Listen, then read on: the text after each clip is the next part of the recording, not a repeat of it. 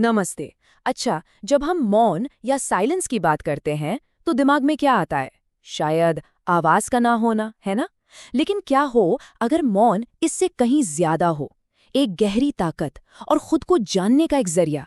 चलिए आज एक बहुत ही दिलचस्प कहानी के जरिए मौन की इसी असली शक्ति को समझते हैं। तो ये कहानी शुरू होती है हरीश लाम के एक आदमी से। उसकी एक बहुत ही आम सी परेशानी थी कि उसकी पत्नी बहुत ज्यादा बोलती थी, लगातार। अब सुनने में तो ये एक आम बात लगती है, लेकिन यही आम सी बात हमें एक बहुत गहरे सबक तक ले जाएगी। तो इस सफर में हम देखेंगे कि कैसे एक छोटी सी शिकायत एक बड़े संकल्प में बदलती है, फिर वो संकल्प एक पीड़ा बन जाता है, और उस पीड़ा से गुजरकर कैसे आंतरिक शांति और असली ज्ञान मिलता है। ये एक जबरदस्त बदलाव की कहानी है। तो होता ये है कि हरीश अपनी ये परेशानी लेकर एक महात्मा के पास पहुंचता है, और महात्मा उसे कोई सीधा साधा उपदेश नहीं देते। नहीं, वो उसे कहानी सुनाने का फैसला करते हैं, एक ऐसी कहानी जो शब्दों से भी आगे की हकीकत बताती है। तो कहानी का जो हीरो है, या कहूँ एंटी हीरो, वो महात्मा के गुरु का ही एक शिष्य था। और उसकी खासियत क्या थी कि वो एक पल भी चुप नहीं रह सकता था। बस इधर उधर की बातें, गॉसिप और हाँ, अपनी बड़ाई, उसकी पहचान ही उसके बोलने से थी।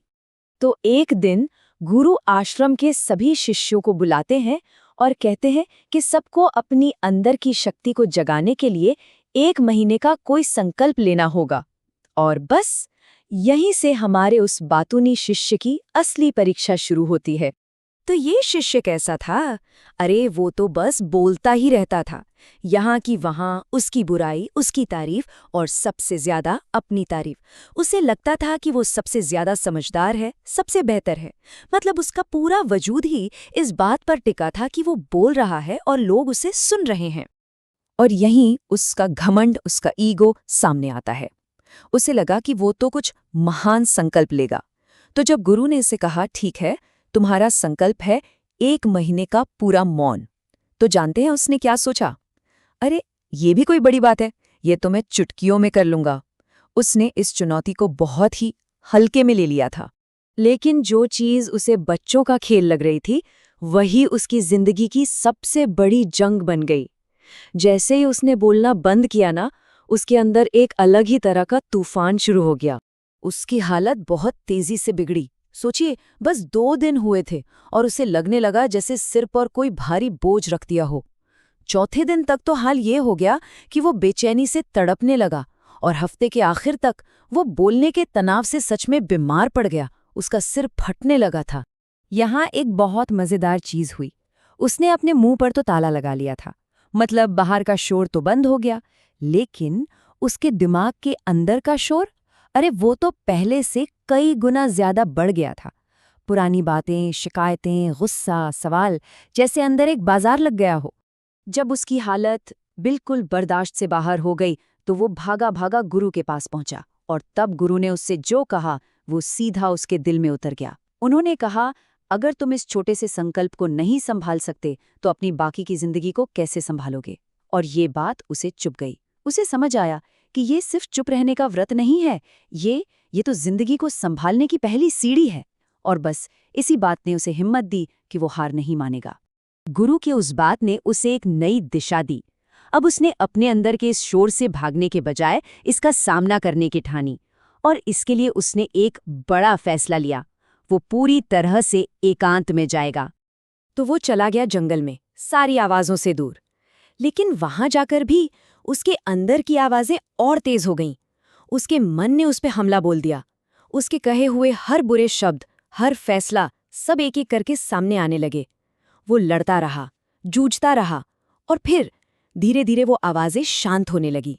और तब अपनी जिंदगी में पहली बार उसने जाना कि असली गहरा मौन क्या होता है। और जैसे ही उसके अंदर का वो तूफान थमा ना, पहली बार उसे बाहर की दुनिया की असली आवाज सुनाई दी।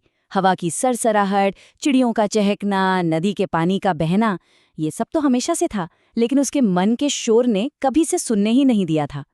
3 महीने, पूरे 3 महीने बाद जब वो शिष्य आश्रम वापस लौटा, तो कोई उसे पहचान ही नहीं पाया।